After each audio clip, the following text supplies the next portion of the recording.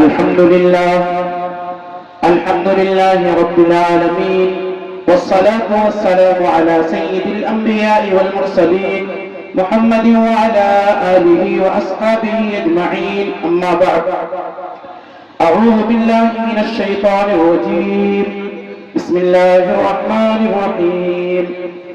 لقد كان لكم في رسول الله أسوة حسنة، صدق الله العظيم.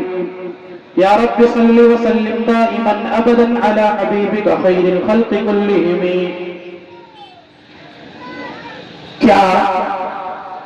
کیا دل میں جگہ رکھتے ہو سنسار کے لیے؟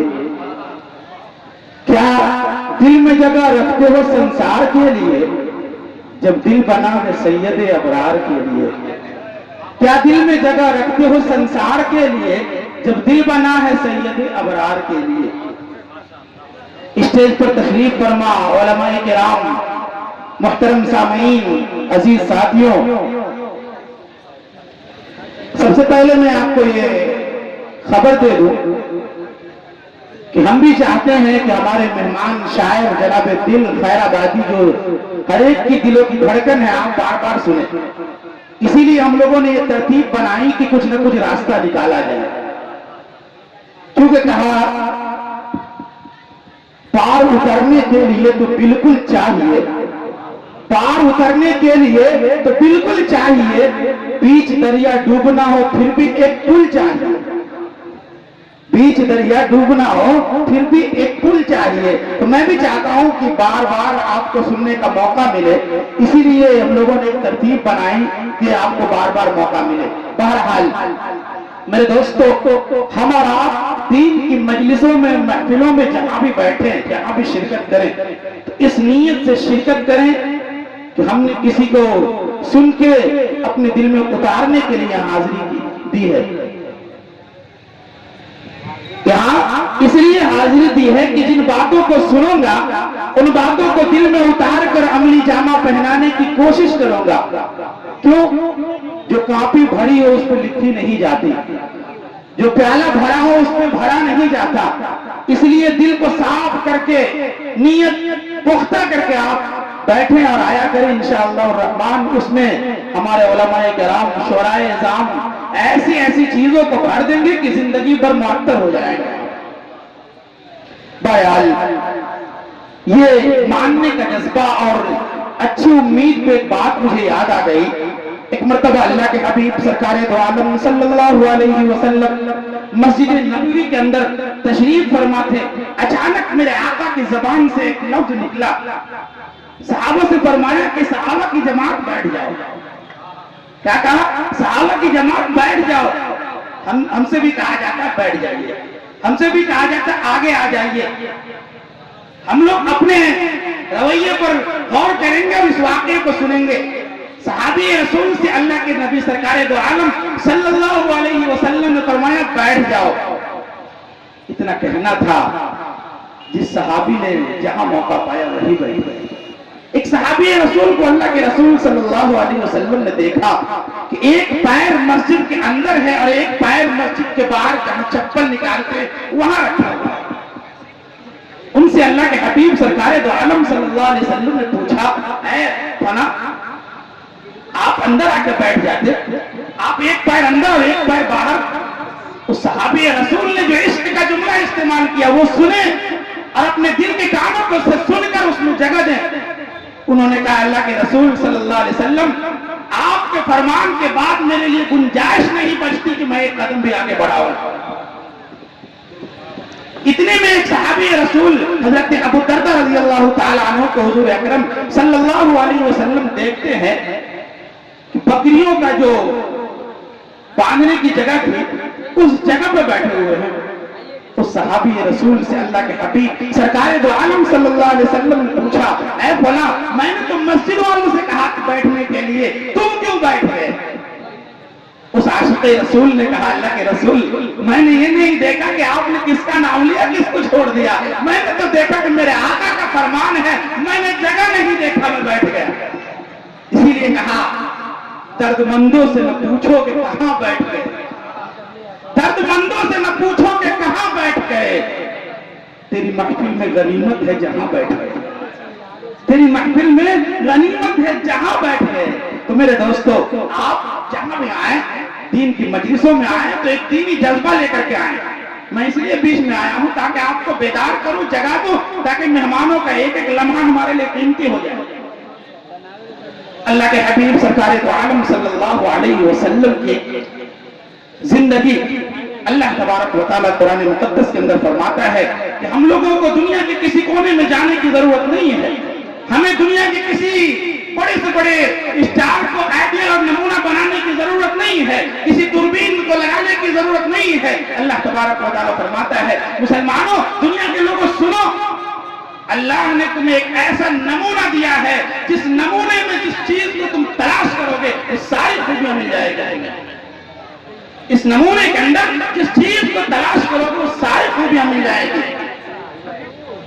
اللہ تبارک و تعالیٰ نے قرآن مقدس کے اندر فرمایا لَقَدْ كَانَ لَكُمْ فِي رَسُولِ اللَّهِ أُسْوَةٌ حَسَنَةٌ۔ اللہ فرماتا ہے کہ میں نے قرآن مقدس کے اندر رسول اکرم صلی اللہ علیہ وسلم کی زندگی کو جو ہے آپ کے لیے، ہمارے لیے، ان کے لیے، پوری دنیا کے لیے اللہ تبارک و تعالیٰ نے نمونہ بنا دیا۔ نمونہ، آپ دنیا کے کسی بھی شعبے میں چلے جائیے، اگر کھانا ہو حضور نے کھانے کا طریقہ بتایا، اگر پینا ہو تو حضور نے پینے کا طریقہ بتایا، اگر پانی حلق سے نیچے اتر جائے تو کہا جس رب نے پلایا ہے اس کا شکر ادا کر، کہا اللہ کے حبیب سرکار دو عالم صلی اللہ علیہ وسلم نے اگر جس رب نے پلایا ہے اس رب کا شکر ادا کرنا ہے تو کہو الحمدللہ الذی سقانا عذبا فراتا برحمتہ ولم یجعلہ ملحا اجاجا بذنوبنا۔ اے رب کریم، اس پانی کو پینے کی میری طاقت نہیں تھی، حلق سے اتارنے کی میری طاقت نہیں تھی، اے رب کریم تمام تعریف ہے تیرے لیے جس نے جو ہے اس پانی کو میرے لیے میٹھا بنا دیا، میرے گناہوں کی وجہ سے اس کو کھارا نہیں بنایا تھی۔ اے رب کریم تیرا کرم ہے۔ اگر نکاح کی ضرورت ہو، شادی کی ضرورت ہو، اللہ کے رسول صلی اللہ علیہ وسلم نے کہا النکاح من سنتی، میں جو ہے آقا نے کہا کہ میری سنت ہے، میری سنت میں ڈھل جاؤ۔ اگر رشتے بھی کرنے ہو تو، اگر آپ کو تجارت کرنا ہو، بزنس کرنا ہو تو حضور نے فارمولہ دے دیا۔ اللہ کے حبیب سرکار دو عالم صلی اللہ علیہ وسلم فرماتے ہیں قال رسول اللہ صلی اللہ علیہ وسلم التاجر الامین مع النبیین والصدیقین والشہداء۔ اگر تجھے بزنس کرنی ہے، تجارت کرنی ہے، کیونکہ لوگ ترقی چاہتے ہیں، بزنس جو ہے دنیا میں نام چاہتے ہیں، حضور نے فرمایا کہ اگر تجھے بزنس کرنی ہے تو حضور کی زندگی کو پڑھو اور ترقی کرتے چلے جاؤ۔ حضور نے فرمایا التاجر الصدوق الامین، سچا اور ایماندار تاجر قیامت کی گھڑی جب آئے گی تو نبیوں کی فہرست میں ہوگا، صحابہ کی فہرست میں ہوگا، صدیقین کی فہرست میں ہوگا۔ فہرست کا مطلب یہ آپ ان کے پیچھے پیچھے ہوں گے۔ تو حضور نے بزنس کا بھی طریقہ بتایا، بزنس میں کرنا کیا ہے اس چیز کو بھی بتایا۔ اگر معاملات کرنا ہو تو حضور اکرم صلی اللہ علیہ وسلم نے فرمایا کہ اگر کسی سے معاملات کرنا ہو تو ایک بات یاد رکھنا کہ دھوکے کی نیت بالکل دل سے نکال دینا۔ فرمایا من غش فلیس منا، جو آدمی دھوکہ دے تو وہ مسلمان نہیں ہوتا۔ اس لیے میرے دوستو، آقا علیہ الصلوۃ والسلام کی زندگی ہمارے لیے نمونہ ہے۔ پرانی ضرور ہے لیکن خوشبو ضرور باقی ہے اس کے اندر۔ لوگ کہتے ہیں ارے وہ باتیں پرانی ہو گئی، وہ حدیثیں پرانی ہو گئی، وہ طریقہ پرانا ہو گیا۔ ایک بات میں آپ کو بتاتا چلوں، کہ اللہ کے حبیب سرکار دو عالم صلی اللہ علیہ وسلم کا جو طریقہ ہے کتنا پرانا ہے، کتنا پرانا ہے۔ اگر آپ اس سانچے میں اپنے آپ کو ڈھالیے تو حقیقتاً پتا چلے گا کہ یقیناً پوری دنیا کی خوشگواریاں اسی کے اندر ہے۔ آپ دین میں کسی چیز کو جوڑ نہیں سکتے، دین میں کسی چیز کو گھٹا نہیں سکتے۔ مثال یہ سمجھیے کہ ایک بہترین کپڑا آپ خریدیے، کسی درزی کے پاس دیجیے اور اس کپڑے کو سلنے کے لیے ایک نمونہ بھی دے دیجیے نام کے طور پر۔ 4 دن کے بعد اس کپڑے کو واپس لینے جائیے، وہ درزی آپ سے کہے بھائی میں نے کپڑے کو تو تیار کر دیا لیکن آپ کے پرانے نمونے میں ایک جیب تھا، میں نے 2 جیب بڑھا دی۔ کہے کہ آپ کی آستین جو ہے پلین تھی، میں نے اس میں کڑھائی کر دیا۔ آپ کہیں گے کہ بڑا دماغ خراب ہے بھائی۔ پوچھے گا ارے بھائی میں نے تو خوبصورتی بڑھا دی۔ آپ کہیں گے نہیں، میرے کپڑے جتنے قیمتی تھے جو ہے سادے آستین میں اس کی قیمت بڑھتی تھی، ایک جیب میں اس کی قیمت بڑھتی تھی، اس میں گھٹانے اور بڑھانے کی ضرورت نہیں تھی۔ اسی طریقے سے اللہ نے کہا کہ ہمارا دین مکمل ہے، ہمارا دین مکمل ہے، اس میں گھٹانے کی ضرورت نہیں ہے، اس میں ڈھول کو ایڈ کرنے کی ضرورت نہیں ہے، اس کو لاٹھی سے سجانے کی ضرورت نہیں ہے، اس کو باجے سے بجانے کی ضرورت نہیں ہے۔ یہ دین مکمل ہے، نہ ایڈ کیا جائے گا نہ اس کو گھٹایا جائے گا۔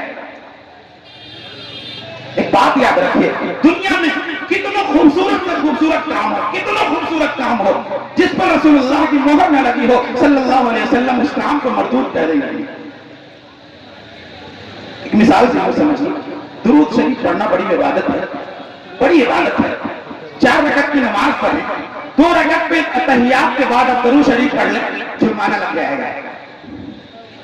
اگر تحیات کے بعد درود شریف پڑھ لیں تو آپ کو ایکسٹرا سجدے کرنے پڑیں گے۔ کیوں؟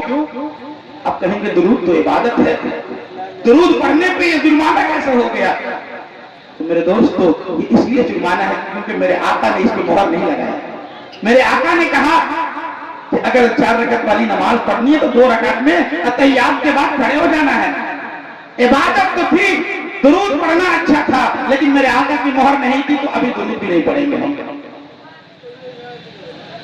کیوں؟ آقا علیہ السلام نے جو طریقہ دیا ہے، اس طریقے کے مطابق یہ کتنا خوبصورت عمل ہو، وہ قابل قبول ہے، اس طریقے سے ہٹ کے قابل قبول نہیں ہے۔ اسی لیے کہا پیاسے رہو کہ ساقی کوثر کو چھوڑ کر، پیاسے رہو کہ ساقی کوثر کو چھوڑ کر، پی جاؤ چاہے 7 سمندر نچوڑ کر، پی جاؤ چاہے 7 سمندر نچوڑ کر۔ میرے آقا سرکار مدینہ صلی اللہ علیہ وسلم نے اگر آپ کو نماز پڑھنی ہو، حضور نے نماز کا طریقہ بتایا، کہا سلو صلاتنا، تو جو ہے جیسے میں نماز پڑھتا ہوں ویسے تم نماز پڑھو۔ بزنس کرنا ہو، میں نے بتایا کہ بزنس کیسے کرنی ہے۔ کتنوں پرانی سے پرانی چیز ہو، آقا کی مہر لگی ہوئی ہے تو سب سے عظیم چیز ہے۔ مثال، آخری مثال دے کر کے میں بات کو یہ بات سمجھا کر کے انشاءاللہ بات ختم کریں گے۔ آپ کسی کرانے کی دکان پر چلے جائیں، کرانے کے دکاندار کو آپ کہیں کہ بھائی 10 روپے کا چینی دے دیجئے، آپ وہ آپ کو خوشی خوشی چینی دے دے، بدلے میں اس کو چمکتا ہوا اس جلسے کا کارڈ دے دیجئے، بدلے میں چمکتا ہوا دمکتا ہوا جلسے کا کارڈ دے دیجئے۔ وہ دکاندار یقیناً آپ سے کہے گا کہ بیوقوف ہے بھائی، عقل وقل خراب ہے آپ کی۔ آپ کہیں گے بھائی چمکتا ہوا کارڈ دے رہا ہوں، اتنے میں ایک دوسرا آدمی آئے 10 روپے کی نوٹ دے کر کے کہے کہ بھائی 5 کی بسکٹ دینا، 5 واپس دے دینا، لیکن وہ پرانا نوٹ دیا، تھوڑا سا پھٹا ہوا بھی تھا، فوراً دکاندار نے بسکٹ بھی دیا، 5 روپے واپس بھی دیے۔ اب اور آپ کا پاڑا چڑھ گیا، بھائی میں نے چمکتا ہوا کارڈ دیا، آپ مجھے سامان بھی نہیں دے رہے، اس نے پرانے اور پھٹے نوٹ دیے، آپ نے تو پیسے بھی واپس کر دیے۔ تو وہ دکاندار کہے گا بھائی تمہیں بات سمجھ میں نہیں آتی، عقل کی کمی ہے، کھوپڑی میں جگہ نہیں ہے، جس پرانے نوٹ کی تو بات کر رہا ہے اس پہ حکومت کی مہر لگی ہے، جس کارڈ کی تو بات کر رہا ہے یہ مہر خالی ہے، اس لیے تیرے کارڈ کی کوئی قیمت نہیں ہے۔ اسی طریقے سے چاہے وہ ڈھول ہو، چاہے وہ پگڑی ہو، چاہے وہ لاٹھی ہو، چاہے وہ ڈی جے پر یا حسین کا نعرہ ہو یا علی کا نعرہ ہو، چاہے وہ کسی بھی طریقے کی چیز ہو جس پہ رسول اللہ صلی اللہ علیہ وسلم کی مہر نہ لگی ہو، جو ہے ایسے ہی چمکتے ہوئے دھوکے باز کارڈ کی طرح ہے، جیسے آپ نے اس دکاندار کے ساتھ معاملہ دیکھا۔ اس لیے میرے دوستو، آپ اس بات کو ذہن میں رکھ لیں، شادی کریں اس بات کو ذہن میں رکھیں کہ رسول اللہ صلی اللہ علیہ وسلم کی زندگی سے ہٹ کر کے اگر شادی ہوگی برکتیں ختم ہو جائیں گے۔ اگر تجارت کریں اس میں ذرا سا بھی حضور کے طریقے کے خلاف ورزی ہوئی برکتیں ختم ہو جائیں گے۔ اس لیے میرے دوستو، ہم جو ہے کہ پوری دنیا ایک ایسی رحمت کے سائے میں جی رہی ہے، ایک ایسی رحمت کے سائے میں جی رہی ہے کہ جس رحمت کے سائے میں آنے کے بعد آدمی سارا غم بھول جاتا ہے۔ اس لیے سچا اور پکا عاشق رسول بنے، سچا اور پکا جو ہے حضور کا امتی بنے، سچا اور پکا جو ہے حضور کا غلام بنے جو ہے۔ اور جب بھی آپ کو دین کی محفلیں موقع ملے، ایسی محفلیں ملے، آپ اس محفل میں جوش و خروش کے ساتھ شامل بھی ہوں، خصوصاً علماء کرام کے بیان کو ضرور سنیں، کیونکہ علماء کرام ایسی باتیں کرتے ہیں جن کے کانوں سے سن لیا جائے تو زندگی بدل جائے گی، زندگی بدل جائے گی۔ آپ آخری بات بتاؤں کہ میرے دوستو، اگر دنیا میں ترقی کرنا تو ایک بات کو دھیان میں رکھے، بھلے کم ہی کھایا کرو، بھلے کم ہی کھایا کرو، مگر ایمان کو اپنے بچایا کرو۔ मगर अपने ईमान को अपने बचाया करो। फूस की झोपड़ी में जिंदगी बसर हो, लेकिन फूस की झोपड़ी में जिंदगी बसर हो लेकिन अपनी इज्जत को यारों बचाया करो। आज पैसों के खातिर जो है दुनिया में तरक्की की खातिर लोगों ने इज्जत बेचना शुरू कर दिया। बेहयाई का इतना बड़ा जो नंगा नाच किया कि लोगों ने पैसे के आगे अपने आप को ये भी नहीं देखा कि हम कहाँ जा रहे हैं। इसलिए मेरे दोस्तों, खुसूसन मैं कहूंगा कि भले कम ही खाया करो, लेकिन अपनी ईमान को, अपनी इज्जत की हिफाजत करो, अपने माँ बहनों की इज्जत की हिफाजत करो। इससे बढ़ के कोई चीज नहीं है। हया ईमान का ऐसा जेवर है कि दुनिया के किसी सुराग ने आज तक उस जेवर को नहीं बनाया। एक बार उतर जाए तो किसी ने नहीं बनाया। जो है आखिर में यही कहेंगे कि आप सच्चा और पक्का आशिक रसूल बने, हुजूर के सुन्नत की साए में जिंदगी को गुजारने की कोशिश करें। जो इश्क़ नबी का कानों में रस घोलो जरा, इश्क़ नबी का कानों में रस घोलो जरा, बस सल्ले अला बोलो जरा। आमीन व आखिर दावाना अनिल हम्दुलिल्लाहि रब्बिल आलमीन।